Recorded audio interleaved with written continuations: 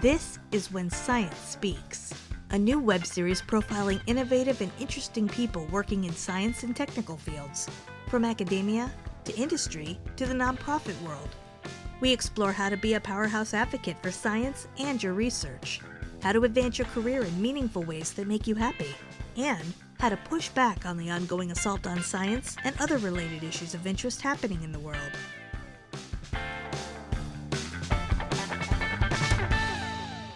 Hey everyone, it's Mark Bayer, and you are tuned to When Science Speaks. This episode of the show is sponsored by Bayer Strategic Consulting in Washington, D.C., which helps scientists get funding, gain influence, and build strategic relationships with the stakeholders who matter most in their professional world. Reaching those goals often involves effective translation of complicated research into engaging, jargon-free communication that boils down complex topics to capture the attention of decision makers and general audiences. Interested in getting a free resource to help you do just that? Go to complexitymadeclear.com to get the 11 keys for translating complexity. That's complexitymadeclear.com to get your free infographic used by science communicators at major organizations to boil down, but never dumb down, complicated science and technical topics for key stakeholders. I am so pleased to welcome Dr. Gwen Acton to the show today.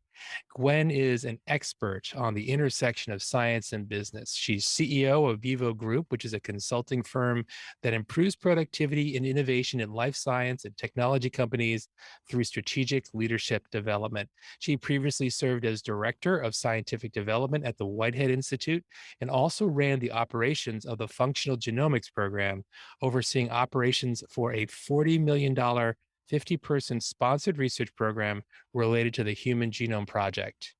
Gwen is the author of the book, The Bluffer's Guide to Genetics, and has written more than 50 freelance articles for the Associated Press, National Public Radio, Technology Review Magazine, and many other publications. She's a popular speaker and moderator, and also a member of the National Speakers Association, where she holds the designation of Certified Speaking Professional. Gwen earned her doctorate in biology from MIT and her bachelor's in biology from the University of Pennsylvania, where she served as editor-in-chief of the Daily Pennsylvanian, the student-run newspaper on campus. And we are going to get to that in just a moment. Welcome to the show, Gwen. It's so fantastic to have you here. It's great to be here, Mark. Thank you for doing this. And I am going to start by asking you to think back to your undergraduate days at Penn. I know it's not that long ago, but just think back a little bit. And your leadership as editor-in-chief of the student-run newspaper on campus, which I referenced in the intro, of course. Being the leader of a group of busy students who weren't getting paid, so were essentially volunteers and had to write stories on ridiculously short deadlines, it must have required a lot of influence. And like you're the same age and status as they are. It's not like you're older and have a ton more experience than they do at that point in your life. That is a real skill to be able to do that. And so how did you develop that and refine your expertise in that area? It's a really interesting question, Mark. It was my first real major leadership experience, and I learned a lot about both leadership, management, and influence from that experience. We were consistently ranked as one of the top student newspapers in the country at the time. So we had a real culture of excellence. And so how do you foster, how do you influence a culture like that or lead a culture like that? There are a couple examples I can think of. One, to this day, I still remember coming in one day and the editor I was working with at the time, this is when I was still a reporter, had left a little note in my box. His name was Scott Heller. He's now an editor at the New York Times. And on that note, he said, "Gwen, you're doing a great job." And this is decades ago. And yet I still remember getting that piece of paper and how amazing it felt. And I think that's a great example of the type of influence we had in our culture, that we were really rewarding each other and complimenting each other and helping each other, while at the same time really keeping each other to high standards, which is a lot similar to the experience I had in the scientific world as well. And the other thing that was really interesting about a student newspaper is that all your leaders, your editors, turn over every single year. So can you imagine a company where all of your leaders leave every year and you bring in a whole new set, and your whole new set have no leadership experience. So how did we accomplish even just the basics? Never mind keep that culture of excellence. And one of the things we did was we had a really clear mentorship program. So the outgoing manager, the outgoing editor would mentor you for a couple months. We switched over mid-year. And I remember Peter Canellis was the editor before me. And so he was my mentor. Boston A- Globe, just for those keeping score at home. Yes, he's now a managing editor at Politico. Uh-huh. And so he was, I remember him telling me how to run a meeting. I had never run a meeting. And these were somewhat contentious meetings. We were debating things. And gave me really clear, explicit suggestions for how to call on people who might not otherwise speak and how to arrange the meeting and the agenda and all of that. And it was incredibly helpful because it was very influential in terms of how the meeting went. But it was also really helpful to just get that kind of guidance. And it's been helpful throughout my career. I remember thinking at the time, like, how did he know how to do this? Like, where did he learn this? But maybe he was mentored in it. The other thing I think I really learned there was that leadership is transferable, right? People are people. Even scientists are people, right? And so just really learning that these skills and these lessons that I learned there applied, not all of them, but most of them into the science world as well. So fascinating. Really interesting. I'm there with you. I'm thinking I like that conference room, all these juniors and seniors in college running around, doing all that. I just love that story on so many levels, Gwen. I just have to tell you, just it's fascinating. First of all, the people that were involved are known people who are big in the industry now. But even, more importantly than that, it was it's such a seemingly small thing, post-it note with a few words, and you're still remembering it and talking about it today. I think sometimes we all underestimate what an impact we can have, both positively and negatively, even with just a few words or a smile or just like a nod of approval or something like that. People really remember that. It makes an impact. Yes. Good stuff. Okay, so as you mentioned, at the time you're a biology major, presumably you're spending considerable amounts of time in the lab and immersed in the world of science. Did your work in science inform your approach to communication, or perhaps did your work in communication inform your approach in science? Was there sort of any cross pollination there? When I was an undergraduate, I remember walking across campus from the biology lab over to the newspaper office and going through this like transformation between these different worlds. I think now I understand more how they were connected. I think both science and journalism are seeking the truth. They're both systematic. You're gathering information and then you're communicating that information. I didn't understand that at the time, but I do now. And I think the communication piece has definitely had an impact on my science and what I do now in terms of working with scientists and engineer leaders. And part of when you're a journalist, you got to put the important point right up front. Otherwise, nobody reads the article. The headline has to be good, and you have to make it relevant to the reader. And one of the things about a student newspaper is we were always getting feedback. People didn't like what we did. We heard about it. We were part of the community.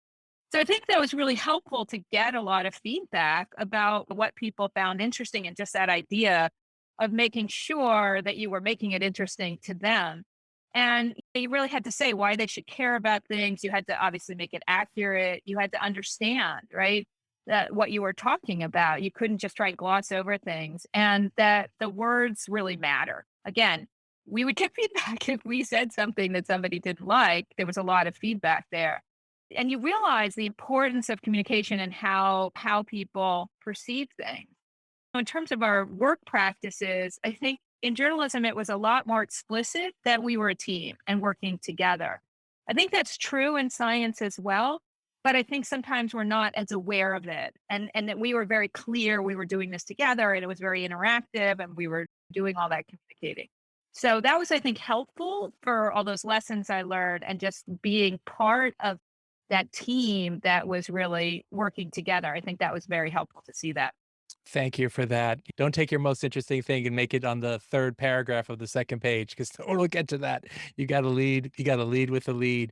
Such a great reminder for everyone. For those whose focus right now is exclusively in science, but who would like to strengthen their communication muscles, what advice do you have for listeners who are in that situation? I think you've alluded to a few things, but I'd love for you to think about this maybe a little bit more specifically.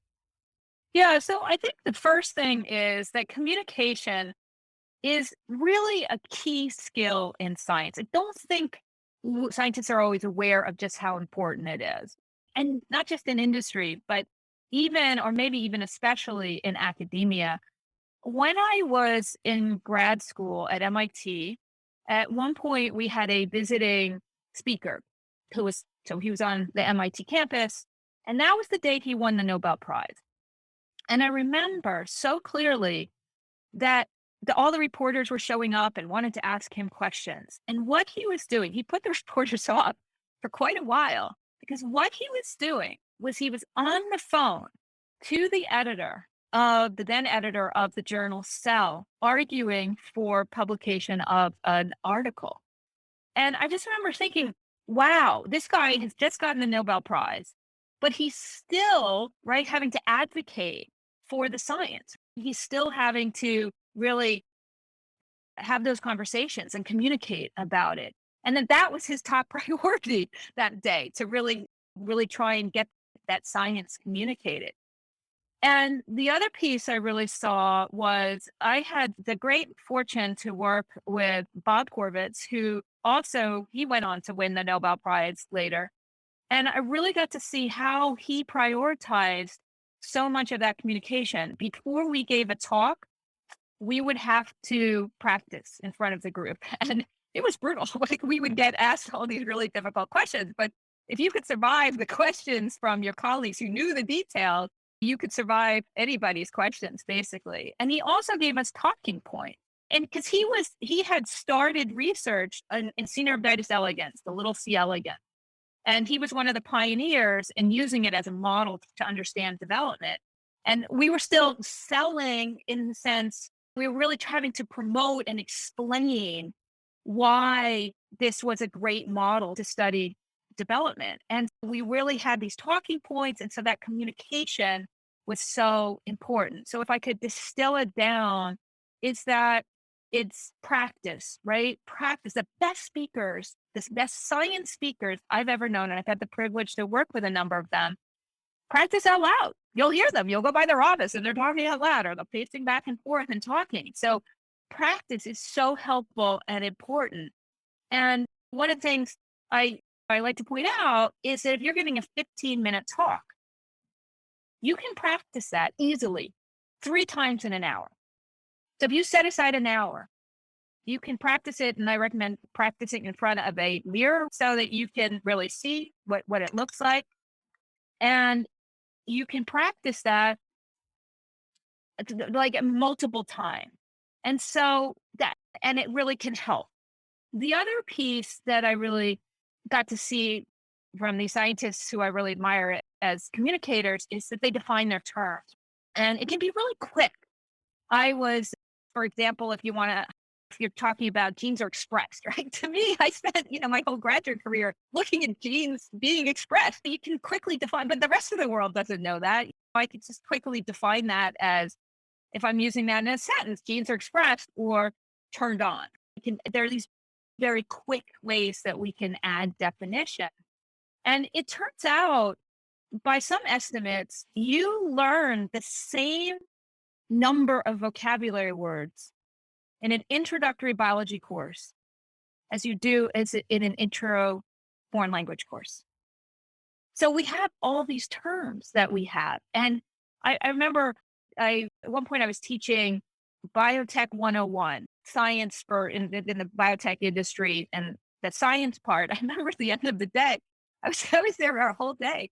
And finally, one of the participants raised their hand and they said, "What's an assay?" I've been talking all day about assays, right? And I could have just said tests or experiments, but I didn't realize it was so much, just like gene expression is, or some of these other terms, it was just how we talked every day. So it's really easy to lose perspective as to what our vocabulary words are. I played this in the New York Times. They have this little spelling bee. I love playing this game. And I'm always struck how there are all these biology words I try and put in and it won't accept them. Even though they're in the dictionary, they're too specialized for it. That we have as scientists, we're basically speaking a foreign language because we have all this vocabulary. And so it is so helpful to run things by somebody who's not an expert. So your friend Casey or your grandparent Dale, right? Just if they can understand it, it's a really good test. And then the last thing I would say is, making sure to give that big picture and why. The really good science speakers, even in academia, and I would argue anybody you can think of who is a thought leader and a leader in academia, almost all of them are fantastic speakers. Because I think that's how important it is, right? Because you have to communicate your ideas and get other people excited. And you'll notice that they usually start out with that big picture. And they tell you, they start with the big picture and then they give you the details. And oftentimes scientists starting with the details and not because they know what the big picture is. They've been spending years studying. When I was studying C. elegans, I was interested in how you go from one cell to many cells. I spent years doing that. But the rest of the world doesn't necessarily know that. So important. And even people outside your narrow field, like even when you're communicating to other scientists, they don't necessarily know all of the terms and all of the specifics and all of the why. So starting with that big picture why is so important to help engage. It's like that lead in the article to engage other people or the headlines of the article to engage them. Why should I be reading this anyway? And then supporting it. And then in terms of specific places to improve, if you're teaching, that's a fantastic opportunity. You're speaking, you're explaining. That's a great place.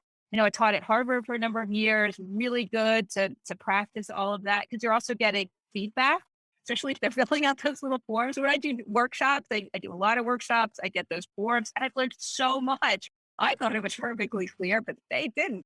And that just being willing to get that feedback. And then I would also recommend, I don't know if you recommend this, Mark, but I got a lot out of going to Toastmasters. There was a Toastmasters when I worked at MIT, and it was fantastic because we had a mixture of students from MIT and people who worked at MIT and then people who lived in Cambridge. And it was so helpful because you really did have to define things and explain things in a way that other people could understand. And they count your ums and your ahs, and you get leadership experience, and it's expensive and it's fun, and you get to meet people and know people. So I'm a really big fan of Toastmasters, international organization, and I just think it does a great job. Yes, absolutely. Such solid advice, Gwen. From the define your terms, you do that a few times and don't define it. And then you've got your audience playing Wordle or looking at their phones and deciding where they're going to have dinner or lunch, whatever it is, because people get too far behind and then they just give up. They just can't keep up and they've got to do, they're going to do something else. And the other thing you talked about, which is really important to remember and not easy, is to try to adopt this beginner's mindset for someone who's so specialized and is such an expert in a particular area. It can be hard to decide, what do I say and what do I leave out? But the big picture is your guide. Like you said, really, like, how is it important to the audience? It's funny because I've seen this in a lot of different contexts. We live this experience, the blood, sweat, and tears of all these experiments and or all the time it took us to do X, Y, and Z. And we feel like we need to share those process steps so you can understand how hard it was. Let's say yawn. It's a big snoozer for our audience. It has to be about how it affects them. So these are wonderful recommendations. Of course, practice as well, which can lower your anxiety level during the actual talk, which is something that a lot of people naturally experience. But if you've practiced it many times, that can at least lower your internal temperature so you're a little calmer when you And actually. and Mark, I just want to add, it's very hard. Like assay, I never would have without that feedback. I never would have realized. I could have been practicing that for days and not realize that because it was just so much a part of me. So I think that's why it's so important to get feedback from somebody who can relate to your target audience or can channel that, or somebody who's definitely not an expert, because they will be able to hear some of those words as well, reaching out and getting some feedback. And again, the best speakers I know, not only would they pace around practicing, but they would do it when they could get other people to listen to them as well, or talk about, is this a good way to explain it? So I think those are really good tips. Yeah. Excellent, excellent material. Gwen, you've had a leadership role in fascinating research. I just glossed over it a little bit in the beginning, including the Functional Genomics Program related to the Human Genome Project, as you mentioned. What can you tell us about what it was like to lead in that environment? That was really interesting. It was a novel sort of arrangement at the time. The Whitehead Institute was part of MIT. The faculty members there were biology faculty members at MIT. And we were sponsored, though, by three companies, and three very different companies: very small biotech, a medium sized biotech, and a large pharmaceutical company, Bristol Myers Squibb. And I was at the interface between these companies and our basic research. And it was so helpful. This is what inspired me to run the business I run now, improving leadership, because I saw how much that leadership and those business practices and those cultures impacted how the science got done. And if you're in industry, in life science or tech industries, you have to have both that business leadership side and the science or technology. They both have to work. It's unusual. It's a big challenge, right? If you can have one without the other, you don't succeed. And so that's a challenge, right? So you can't just have great science, right? You've got to have good leadership, and good leadership involves good communication in order to be successful. And so that's what I really saw there. And it was really, again, I had to use a lot of influence and really to get things done. And so it was a very helpful experience from that point of view. I want to ask you a little bit more about that influence, Gwen, because in the first story you were relating at the Daily Pennsylvanian, you were talking about how do you exert influence. It's almost like lateral leadership, where people are similar in their professional role. And so it's not like a hierarchical situation where you have to listen to me because I'm your boss. And that in some ways can be can be easier. Of course, you got to do it in the right way. But when you're actually in a lateral position as the person that you want to influence or lead, that takes much more nuance and artistry from my perspective. Can you chat a little bit about your thoughts on that? When you're the boss of somebody, you have power. You can force them to do something. And there's this fantasy that a lot of us have that it is easier. And the problem is, if you use that power to force people into doing things, they don't like it. You get short-term action, you don't get long-term commitment. Mhm. And I think this is the reason a lot of new managers make the mistake of yelling, because it works, right? You can make somebody do something when they don't understand that there's a long-term cost to that. Typically, the situations that scientists are working in, even if you have the power, if you use it, it's like trying to herd cats, meaning that if you ask somebody to do something, or you even tell them to do something, and they often will just wander away and not do something or pursue their own ideas.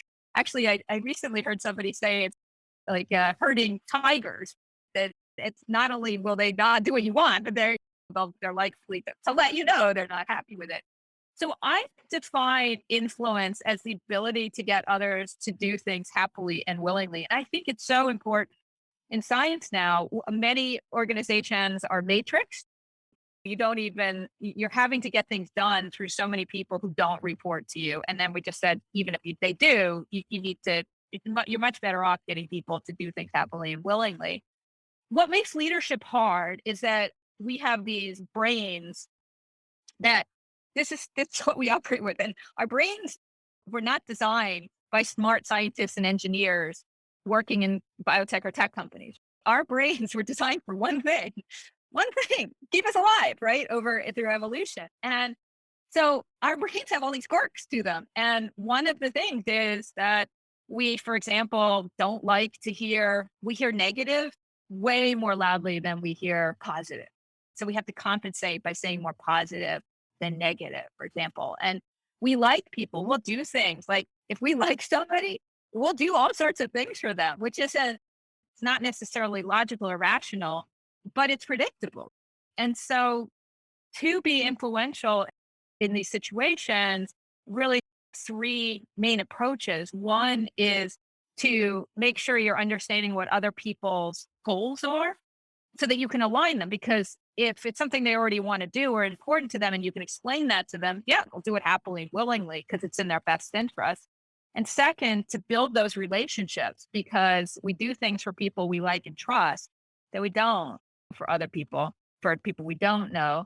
And then finally, there's some tricks that in terms of scheduling, for example, we're very attuned to things like deadlines and using those not to manipulate, not in a power way, but there's some ways to use those in an influential way. Yeah, that's why the type of leadership that I teach is influential leadership, because if you lead with that power, you have power for a reason, because sometimes you do need to use it.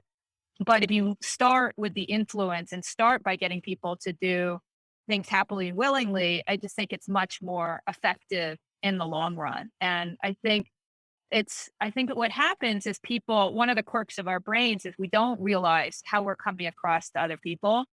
And we don't realize that people aren't hearing us as well as we think they are. So you'll often hear like leaders and managers should communicate, communicate. And it took me ages to understand what that meant. What does that mean? And what I've come to understand is that we communicate so much less than we think we have. We think we've been so clear, like, I want you to do X, Y, and Z. And we think it's so clear, but it's clear in our head and not clear in their head. So I guess we're back again to communication issues, that so much of being influential is not all through communication, but a great deal of it is just that communication piece. Yeah. Yeah. Yeah. So wise. One of my favorite quotes is diplomacy is the art of letting the other person get your way. But it is an art and it really, it requires people skills, so to speak, understanding emotional intelligence, these other things that, that are all part of it. So, Many, Mark, that I feel like one of the actually transformative books for me was when I read in high school, How to Win Friends and Influence People. that's a Dale And Carnegie classic. yeah, Yeah. and I mean, it's almost 100 years old.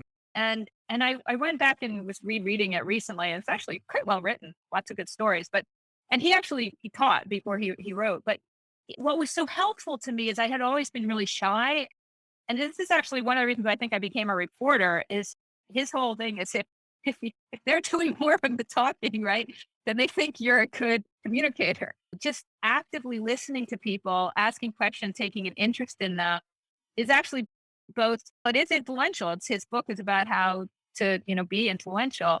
And just that practice of listening and actively listening and asking questions, I think is enormously helpful for really understanding what's going on for other people and then having them, listen to us as well.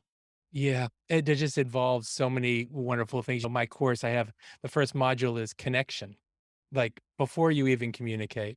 And it's a lot of this listening. And people sometimes think that they're independent activities. And I said, no, actually, as you're listening and asking, you're accomplishing multiple things at once, like you're suggesting. And one of the things is you're getting nuggets of information that you can then use to inform what you say. So you're doing that as well. It's just not small talk. Exactly. Yeah, Yeah. yeah. So good. Yeah. Wonderful examples too. Thank you for highlighting that. It's great that you have that. Yeah. It's excellent. Good. And your focus on likability. Love that as well. So true. Well, many listeners are interested in applying their scientific expertise in an industry setting, and that transition can sometimes be challenging. As someone who's successfully navigated this terrain, you're now CEO of your own firm. You've had top leadership and executive experience, a variety of different settings. But you were a PhD, you were trained at MIT, and you made that transition over time. But what lessons or guidance do you have for listeners who are considering perhaps a similar journey? Yeah, that's a great question. And I think that my own transition was challenging because I didn't know. I came from my father was a professor, my mom was a teacher, my sister is a professor. I came from a completely academic background. I did not know what life out of academia was. And so when I did this transition, I remember finding out like just how different it was. I was actually very happy to find out some of the differences and that I got a lot of help. So some of the places I got help was I had people, for example, read through my resume. How could I put things in language that would be understandable to other places? One of the, and actually, some of us wrote, if there's a place, do you have a place to put links? Because I can give Oh, you a link absolutely. to a Nature Biotechnology article that several of us wrote a Nature Biotechnology article a while back in which we talked about some of the common mistakes that scientists make when they transition into academia. And one of them is not appreciating the difference of the cultures. In academia, we were talking earlier about Mhm. swimming across Walden Pond. I like to swim across Walden Pond. And academia, I think of as similar to swimming alone. It's not technically true. You have a lot of people helping you, but that's the mindset is that I'm going to swim, I'm going to get someplace, I'm going to accomplish something. And industry, I think, is a lot more about being in a boat and that you're there together and you're helping each other and you're working together and they want you, they're your team and they are invested in your success and they want you to be invested in their success. If you think about it, a boat's going to get across a lot more quickly. So that's the advantage of being in that boat is together you can do a whole lot of things that you couldn't do on your own. So I think one of the ways to think about it is that it's much more team oriented. You have academia is you're trying to do everything to perfection. Business world, you're not getting money from the government. You have deadlines, you have milestones, and business, there's a lot more risk taking. And so just learning that you're probably not going to reach something to 100%, but oftentimes 80% works. And just getting over that idea of not everything's going to be 100% perfection. Yeah. So interesting. And of course, when you're in that boat and you're not just swimming across Walden Pond, which of course I've been to and I love as a Massachusetts native. Thanks for putting that on the interview as well. When you're in that boat, everyone needs to be rowing in the right direction, the same direction. And the things you've been talking about earlier are ways to make that happen without shouting at them. Great This has point. been Great wonderful. point. I'm just reiterating the what you're talking about. And that's a great metaphor for people as they're thinking about that transition. As we wrap up, we're in unprecedented, challenging times. We're talking in spring of 2022, pretty much the second year of this pandemic that we've been living through. So many major changes swirling around us, and it can be particularly nerve wracking if you're reaching the finish line with your academic training, looking across the employment landscape at this particular moment in time. With your breadth of knowledge and personal experience across sectors from different perspectives, what advice do you have for listeners who are at this really difficult, turbulent time in their career? So some of the things that I think is so helpful. And so I've worked with a lot of PhD and engineer leaders in industry who've made that transition. And some of the things that I think really help is asking questions of other people who've done it and don't reinvent the wheel, find out what their tips are, seeking input, finding mentors, just really using those resources. But I also think it's really helpful to remember that the great news is, and I think folks in academia do not quite appreciate just how many transferable skills they have, just how many skills they have, right? Because when you're in academia, you're surrounded by all these other people who have the same skill. And communication definitely can get better. And I think your courses are really helpful for that. And your approach is really helpful for that. But there's a baseline that most people coming out of academia have that the general public doesn't. For example, if you do surveys, most people, significant number of people who rank public speaking as more terrifying than like death itself. And when you're in academia, you get used to giving presentations. Yes, you could probably do them better. Yes, you may still be a little nervous, but you're doing them. You're getting practice, most of them. You're writing, you're doing a lot of communication. So your baseline, I think, communication is is really good to start with. And that's very transferable. you also get a lot of practice managing projects and doing them to a really high quality, really knowing how to push things, sometimes to too high a quality, too much, but you know how to get there, what matters and what doesn't. You also typically have done some sort of collaboration, whether it's somebody else in the lab or somebody outside the lab. And those are all completely transferable, helpful skills. And then you also mentioned the changes going on. And when I first started doing leadership development, I remember learning about change management. And I was really confused. There's a whole field of change management. And I was like, what is change management? Like, I don't get it, because the only leadership I'd ever known was change management. When you're operating in the sciences, you're on the cutting edge, right? You're discovering new things, you're being innovative. And so things are changing. And so I think people coming out of academia, even though there are parts of academia that don't change that much, I think if you're working in something active around science, at least, or engineering, then you're used to questioning things. You're used to reevaluating. Like, one of the wonderful qualities that speak to scientists and engineers we have is that we can, if we find data that contradicts, or if we built something that doesn't work, we are completely willing to reevaluate our entire everything. We're willing to go back to basic principles and move forward. And that is so helpful when you're going into the changing environment. So I think, like I said, I think the great news is, and I underestimated, and I think we all do, because we're surrounded. Everybody else gives talks. Everybody else writes papers. Everybody else manages projects. Everybody else deals with change, right? And we lose perspective about the fact that these are actually highly valuable skills. Not everybody has them. And part of it is learning how to communicate.